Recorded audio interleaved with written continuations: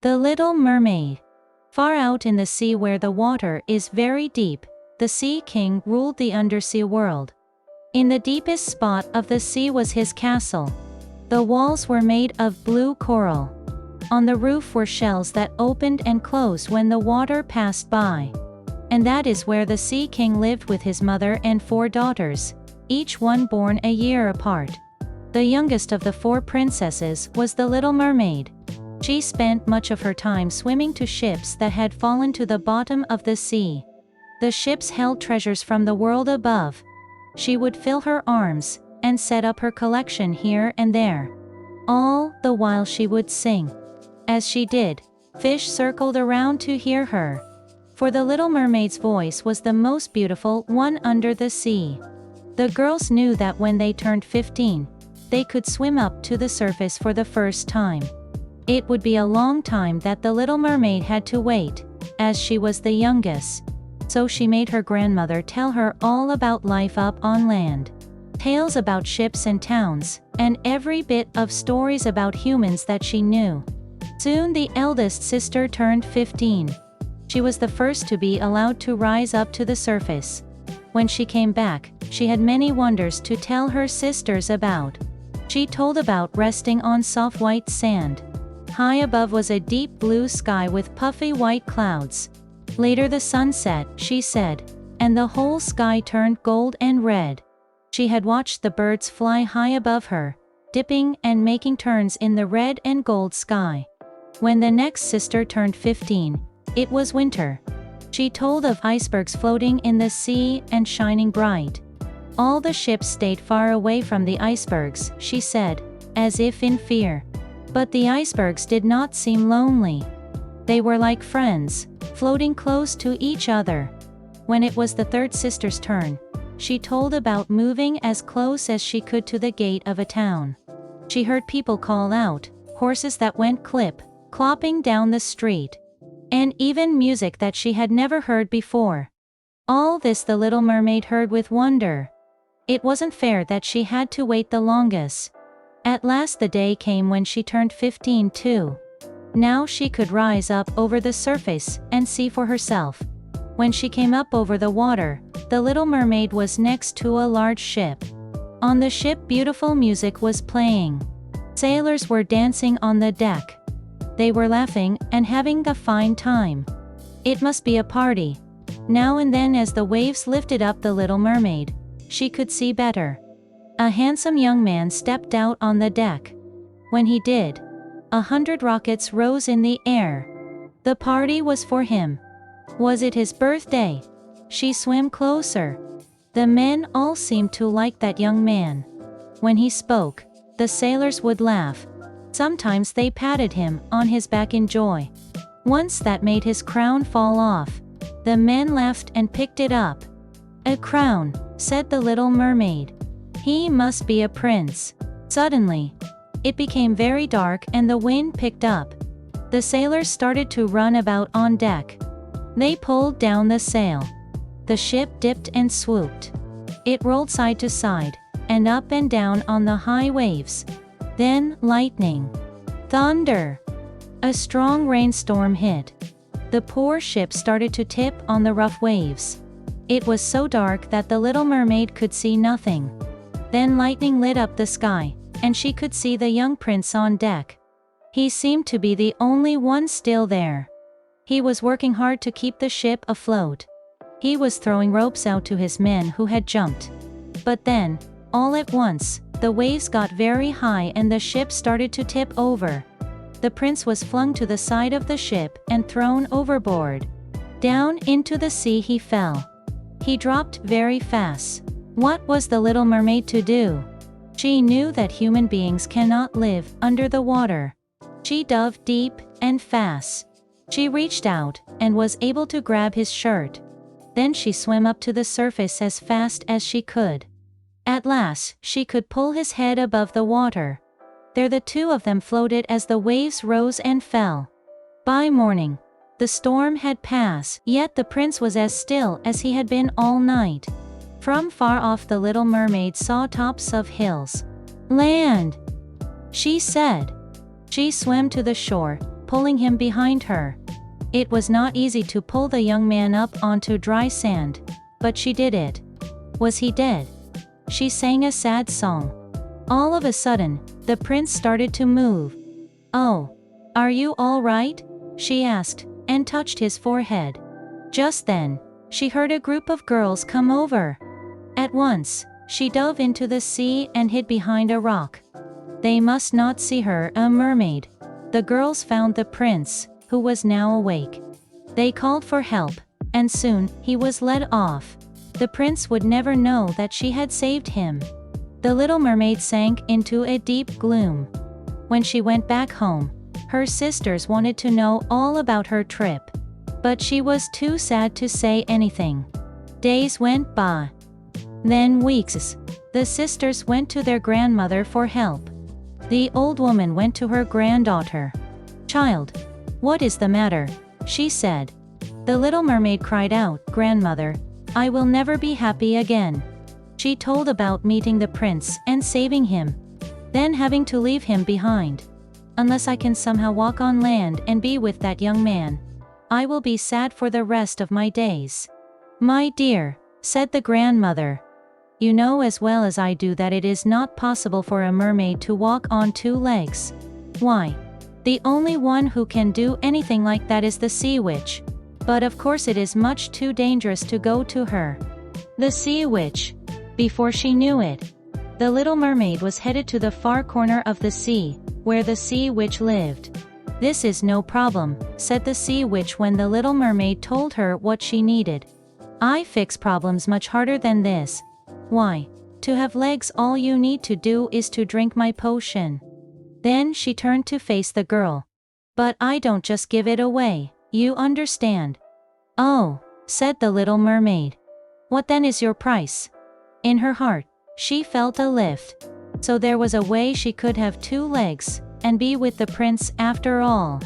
"Oh, not too much," said the sea witch. "For one, you must give up your voice." "My voice?" said the little mermaid. She knew her voice is what everyone loved about her the best. "You don't need it," said the sea witch. "Chitter, chatter, what a waste of time. But know this, little pretty. If the prince marries someone else, the next day you must die. And your voice will stay with me forever. But then again, who knows? He might choose you." The little mermaid's heart leaped. The sea witch held out a glass with the green potion. "So," she said, "what are you going to do? Make up your mind. I don't have all day."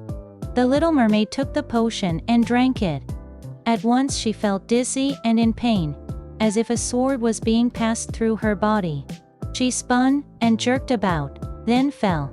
When she awoke, she was on the same dry land as when she had rescued the prince. Lifting up her head, she could see that her dream had come true. Where her tail had been, she had two human legs. "Say, miss, are you in trouble?" It was none other than the prince. She tried to say something but no words came out of her mouth. "Can you not speak?" said he. She shook her head no. "Oh, well then, let me take you to the castle. You can clean up there and get some dry clothes to wear." You can be sure the little mermaid was very happy to join the prince at the castle. At first, walking on her two legs was shaky. But soon she got the hang of it. That night, the prince showed her around the castle rooms. He would point to a portrait and tell her all about the person. When he said something funny, they laughed together. When the story was sad, her kind eyes told him that she knew why and she felt sad too. The next day was a royal party. The prince had not been not looking forward to going to it. Hours of standing with finely dressed people who talk and have nothing to say. He asked the little mermaid if she might come with him. She nodded a big yes. That day, with the little mermaid by his side, the prince felt glad. Sometimes he would make a comment in a low voice to her. And by her eyes and face, he knew that she understood. After that, the prince wanted the little mermaid by his side every day. He thought he could even fall in love with her. But he still held out hope to marry the one with the lovely voice he remembered from when he had been rescued. Of course, it could not be his wonderful new friend who was not able to talk, let alone sing. The king called for his son one day. "Son," he said, "your mother and I have made a decision. It is time that you took a bride. Lucky for you that we already picked one out for you." "What?" said the prince. He only wanted to marry the woman with the beautiful voice that he remembered. "Who is she?" "A princess from a nearby land. Tonight, she is coming with her parents. We will make the wedding plans." The prince was crushed, and the little mermaid felt fear. She knew what would happen to her the day after the prince married someone else. That night her troubles got even worse. What the little mermaid did not know was that the sea witch had put her voice into this princess. She was a stuck-up princess who thought only of herself. Yet when she spoke, it was the little mermaid's voice that came out. The prince was stunned. He asked the princess to sing. It was the little mermaid's voice that filled the room. The prince could not believe his luck. At last, he could marry the woman he had longed for all this time. When he shared his joy with the little mermaid, she tried to show that she was happy for him. But gloom filled her heart. The next morning at dawn, the little mermaid went to the sea. Her sisters, worried since they had not heard from her, rose above the water to see how she was. Their youngest sister let them know the trouble she was in. The prince's wedding was going to take place the very next day. And the day after that she must die. The sister said not to worry, that they had an idea. They told her to come back to the shore later that night. Then they dove back into the sea. That night, the little mermaid came back to the shore as she was told to do. The three sisters rose up again. Gone was their beautiful long hair, for they had cut it all off to give to the sea witch in exchange for a knife. With the knife, the little mermaid must kill the princess that very night. Then the wedding could not take place, and she could return to the sea and be with her family. She took the knife for she knew how much they had done for her in love. But in her heart she knew she was not going to kill the princess. The wedding day had arrived. The little mermaid stepped up to the wedding ship with the other guests. The wedding would take place at sunset.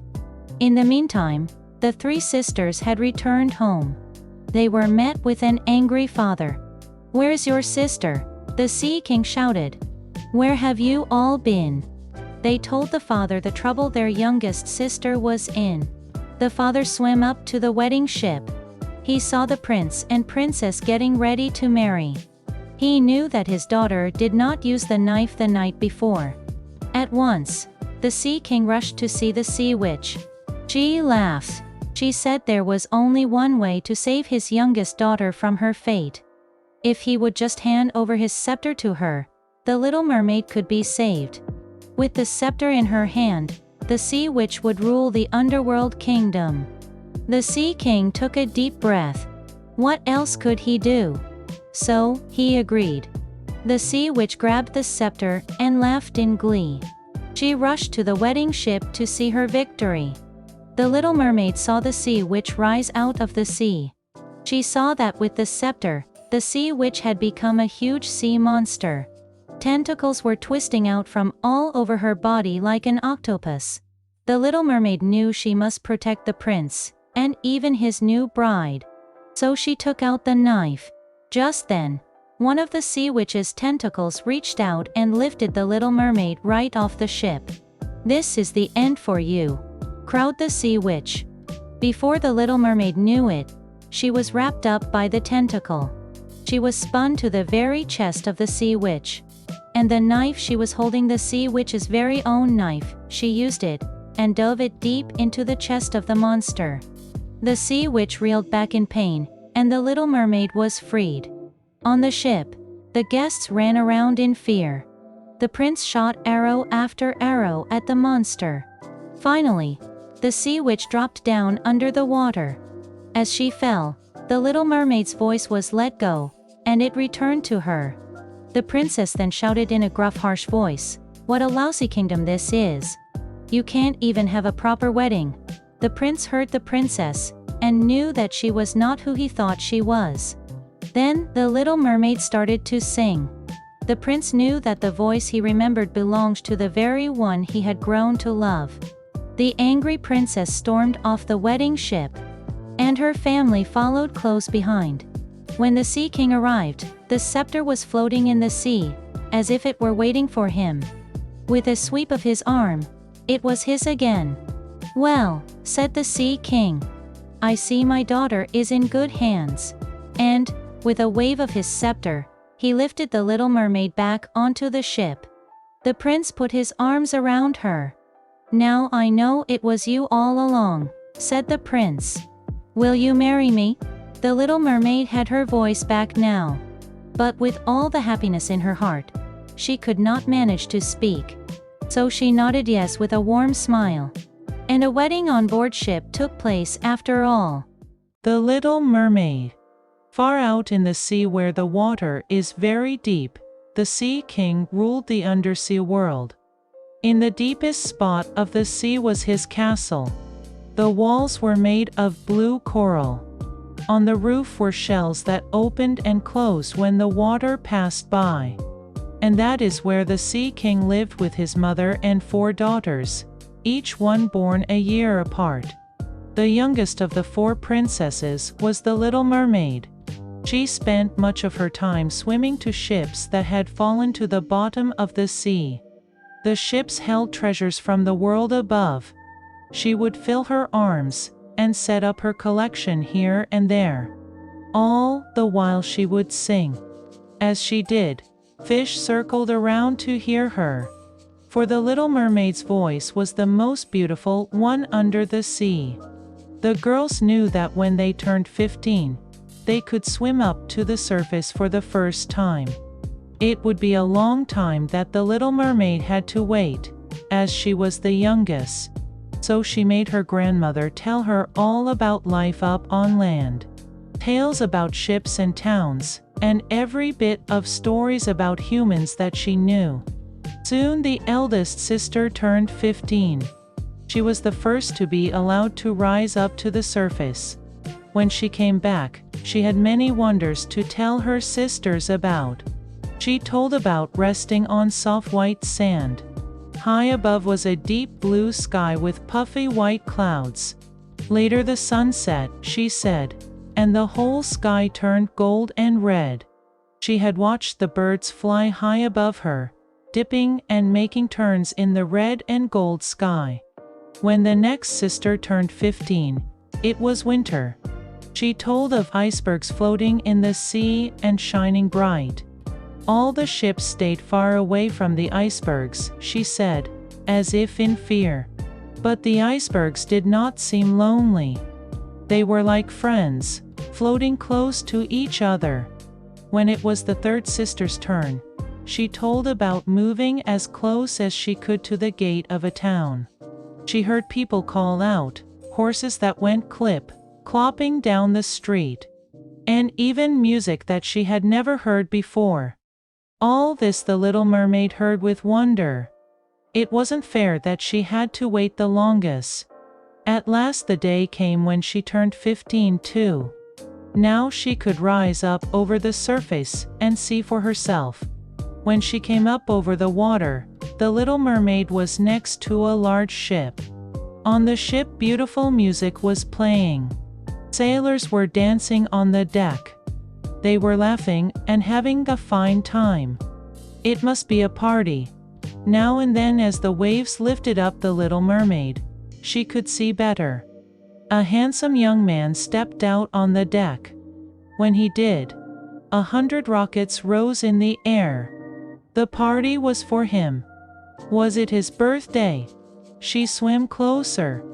The men all seemed to like that young man. When he spoke, the sailors would laugh.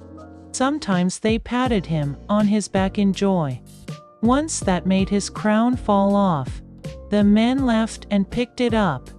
"A crown," said the Little Mermaid. "He must be a prince."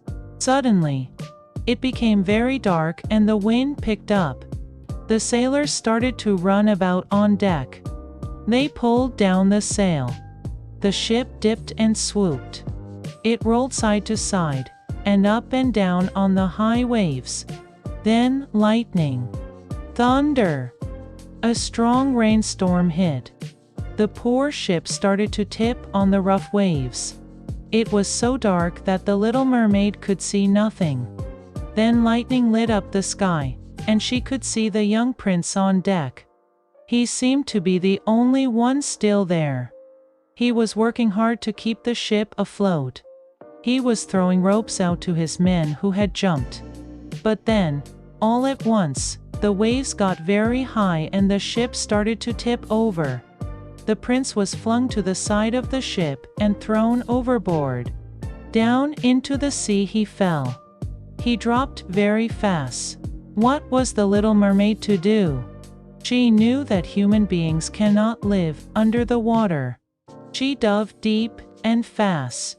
She reached out and was able to grab his shirt. Then she swam up to the surface as fast as she could. At last, she could pull his head above the water. There the two of them floated as the waves rose and fell. By morning, the storm had passed, yet the prince was as still as he had been all night. From far off the little mermaid saw tops of hills. "Land," she said. She swam to the shore, pulling him behind her. It was not easy to pull the young man up onto dry sand, but she did it. Was he dead? She sang a sad song. All of a sudden, the prince started to move. "Oh, are you all right?" she asked, and touched his forehead. Just then, she heard a group of girls come over. At once, she dove into the sea and hid behind a rock. They must not see her, a mermaid. The girls found the prince, who was now awake. They called for help, and soon he was led off. The prince would never know that she had saved him. The little mermaid sank into a deep gloom. When she went back home, her sisters wanted to know all about her trip, but she was too sad to say anything. Days went by. Then weeks.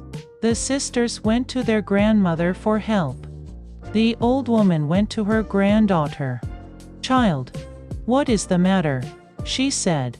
The little mermaid cried out, "Grandmother, I will never be happy again." She told about meeting the prince and saving him, then having to leave him behind. "Unless I can somehow walk on land and be with that young man, I will be sad for the rest of my days." "My dear," said the grandmother, "you know as well as I do that it is not possible for a mermaid to walk on two legs. Why, the only one who can do anything like that is the sea witch. But of course it is much too dangerous to go to her." The sea witch. Before she knew it, the little mermaid was headed to the far corner of the sea, where the sea witch lived. "This is no problem," said the sea witch when the little mermaid told her what she needed. "I fix problems much harder than this. Why, to have legs all you need to do is to drink my potion." Then she turned to face the girl. "But I don't just give it away, you understand." "Oh," said the little mermaid. "What then is your price?" In her heart, she felt a lift. So there was a way she could have two legs, and be with the prince after all. "Oh, not too much," said the sea witch. "For one, you must give up your voice." "My voice?" said the little mermaid. She knew her voice is what everyone loved about her the best. "You don't need it," said the sea witch. "Chitter, chatter, what a waste of time. But know this, little pretty. If the prince marries someone else, the next day you must die. And your voice will stay with me forever. But then again, who knows? He might choose you." The little mermaid's heart leaped. The sea witch held out a glass with the green potion. "So," she said, "what are you going to do? Make up your mind." I don't have all day." The little mermaid took the potion and drank it. At once she felt dizzy and in pain, as if a sword was being passed through her body. She spun and jerked about, then fell.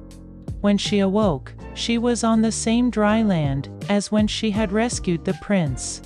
Lifting up her head, she could see that her dream had come true. Where her tail had been, she had 2 human legs. "Say, miss, are you in trouble?" It was none other than the prince. She tried to say something but no words came out of her mouth. "Can you not speak?" said he. She shook her head no. "Oh, well then, let me take you to the castle. You can clean up there and get some dry clothes to wear." You can be sure the little mermaid was very happy to join the prince at the castle. At first, walking on her 2 legs was shaky, but soon she got the hang of it. That night, the prince showed her around the castle rooms. He would point to a portrait and tell her all about the person. When he said something funny, they laughed together. When the story was sad, her kind eyes told him that she knew why and she felt sad too. The next day was a royal party. The prince had not been not looking forward to going to it. Hours of standing with finely dressed people who talk and have nothing to say. He asked the little mermaid if she might come with him. She nodded a big yes. That day, with the little mermaid by his side, the prince felt glad. Sometimes he would make a comment in a low voice to her, and by her eyes and face, he knew that she understood. After that, the prince wanted the little mermaid by his side every day. He thought he could even fall in love with her. But he still held out hope to marry the one with the lovely voice he remembered from when he had been rescued. Of course, it could not be his wonderful new friend who was not able to talk, let alone sing. The king called for his son one day. "Son," he said, "your mother and I have made a decision. It is time that you took a bride.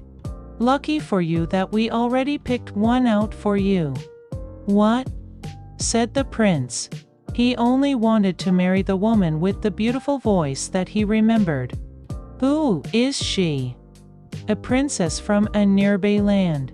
Tonight, she is coming with her parents. We will make the wedding plans."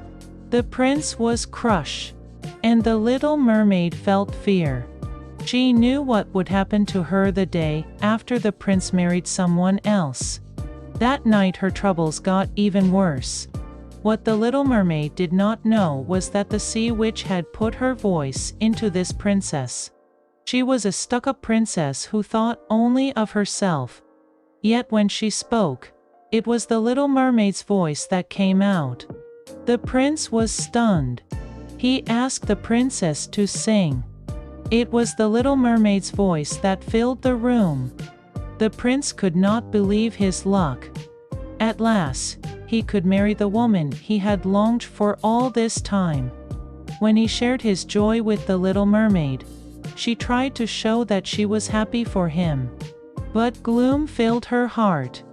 The next morning at dawn, the little mermaid went to the sea. Her sisters, worried since they had not heard from her, rose above the water to see how she was. Their youngest sister let them know the trouble she was in. The prince's wedding was going to take place the very next day, and the day after that she must die.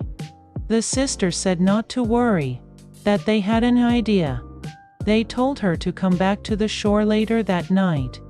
Then they dove back into the sea. That night, the little mermaid came back to the shore as she was told to do. The 3 sisters rose up again. Gone was their beautiful long hair, for they had cut it all off to give to the sea witch in exchange for a knife. With the knife, the little mermaid must kill the princess that very night.